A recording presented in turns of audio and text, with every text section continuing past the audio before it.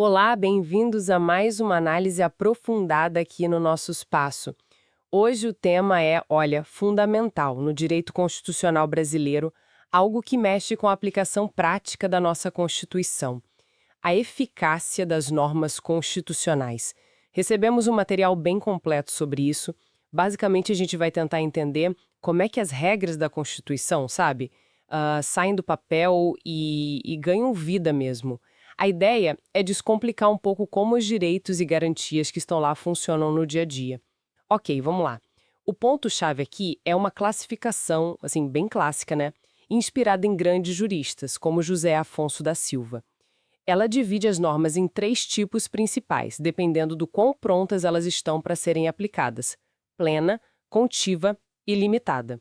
Vamos começar então pelas normas de eficácia plena. Essas, imagino, são as que já chegam prontas para usar. Exatamente.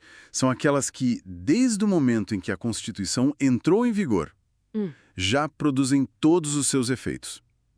Elas não dependem de nenhuma lei complementar para funcionar, digamos assim. Ah, então são auto-aplicáveis. Isso, auto-aplicáveis, têm incidência direta, imediata e integral. É direto ao ponto. Uhum. Pensa, por exemplo, no artigo 2º da Constituição, que define os poderes da União, legislativo, executivo e judiciário, Uhum. como independentes e harmônicos entre si. Certo. Ou então no artigo 5º no caput mesmo, que garante a igualdade de todos perante a lei. São direitos, são estruturas que valem imediatamente. Elas não precisam de complemento e, olha, não podem ser restringidas por uma lei comum, só mesmo por outra emenda à Constituição. Entendi. A força da Constituição é máxima nesse caso. Exato. A força direta mesmo. Perfeito.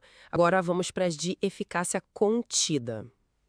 Aqui o nome já dá uma pista, né? Contida, a coisa muda um pouco. Muda sim.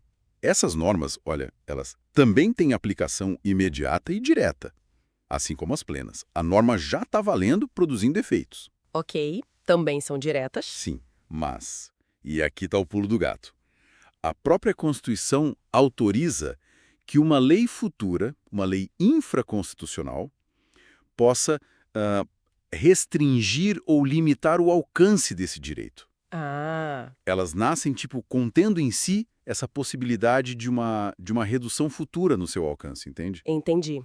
Então, elas valem desde o início, mas com um porém, tipo um asterisco ali. Que tipo de exemplo a gente tem para isso? Olha, o exemplo clássico que todo o livro traz é o do artigo 5º, inciso 13. A liberdade de exercer qualquer trabalho, ofício ou profissão. Uhum. Liberdade profissional. Isso. A primeira parte diz, é livre o exercício. Até aí parece plena, né? Sim. Só que a norma continua. Atendidas as qualificações profissionais que a lei estabelecer. Ah, tá aí a chave. Exato. Essa parte final abre a porta para a lei. Permite que a lei venha e crie requisitos, como, sei lá, exigir um diploma, um exame de ordem para ser advogado, um registro num conselho profissional. Entendi. Então, o direito existe, eu posso querer ser engenheiro, mas a lei pode dizer, ok, mas você precisa do diploma X e do registro Y. Perfeitamente. O direito existe desde já, mas o seu exercício pode ser contido por essa legislação que vem depois. Faz sentido. Inclusive, o Supremo Tribunal Federal tem até súmula sobre isso, né? A súmula vinculante 44, que reforça que só por lei se pode sujeitar o exercício de uma profissão a um exame, tipo concurso ou algo assim. Não pode ser por um ato administrativo qualquer. Importante isso, né? A lei que contém, mas só a lei. Exatamente. Beleza. E por último, então, chegamos nas de eficácia limitada. Bom, aí o nome já entrega bastante, né? Entrega mesmo. As normas de eficácia limitada são aquelas que dependem, assim, fundamentalmente de uma lei posterior para produzir os seus principais efeitos práticos. Elas indicam um direito ou um objetivo, uma diretriz, mas não são auto-aplicáveis na sua essência. Sem essa lei regulamentadora, o direito fica limitado mesmo, não pode ser plenamente exercido. É aqui que entra aquela história mais comum da gente ouvir, né?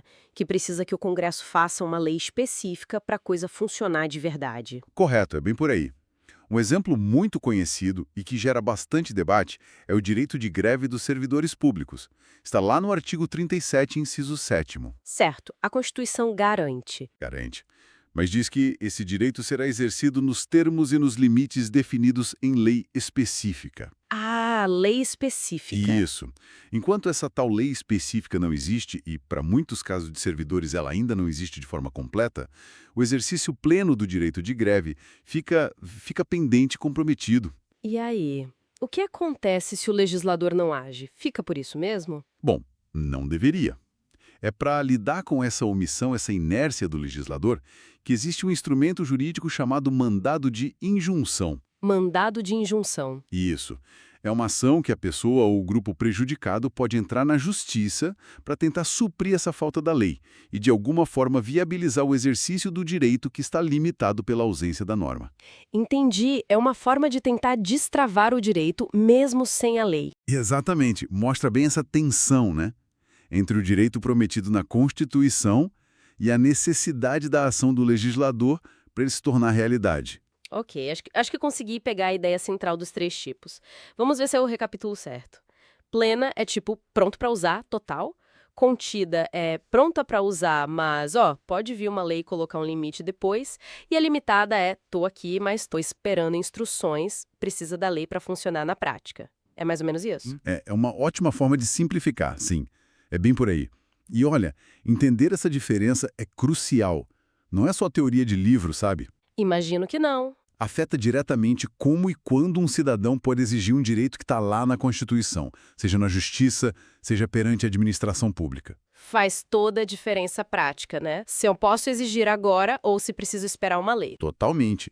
E mostra também essa interação constante, essa dinâmica entre a Constituição, que é a lei maior, e as leis comuns, que vêm para complementar, ou às vezes, como na contida, para restringir um pouco. E essa classificação é sempre clara ou tem zonas cinzentas? Ah, boa pergunta. Nem sempre é tão preto no branco. Às vezes, a distinção entre uma norma contida e uma limitada gera debates intensos nos tribunais, sabe? Porque classificar de um jeito ou de outro tem um impacto prático enorme. O Supremo mesmo já teve que decidir casos difíceis sobre isso. Imagino. A interpretação faz toda a diferença. E essa dinâmica toda me deixa pensando numa coisa. O que acontece na prática quando essa lei específica que a norma limitada precisa simplesmente não vem? Ou demora, sei lá, décadas para aparecer. A gente tem casos assim, né? Temos, e muitos. E essa é uma questão central muito importante para a gente refletir. A demora ou, às vezes, a completa inércia do legislador em regulamentar essas normas de eficácia limitada. Isso levanta um debate muito profundo sobre a própria força da Constituição, sobre a efetividade das promessas que ela faz. Fica parecendo que o direito existe só no papel, né? Exato. Até que ponto direitos fundamentais, às vezes direitos sociais importantes, ficam só na promessa, frustrando a intenção de quem escreveu a Constituição lá em 88? Fica aí uma provocação, né? Para a gente pensar sobre o papel do legislador, claro, mas também sobre a responsabilidade do judiciário em encontrar caminhos, como o mandado de injunção que a gente falou, para tentar concretizar essas promessas constitucionais, mesmo diante da omissão. É um desafio constante para a nossa democracia e para o nosso Estado de Direito.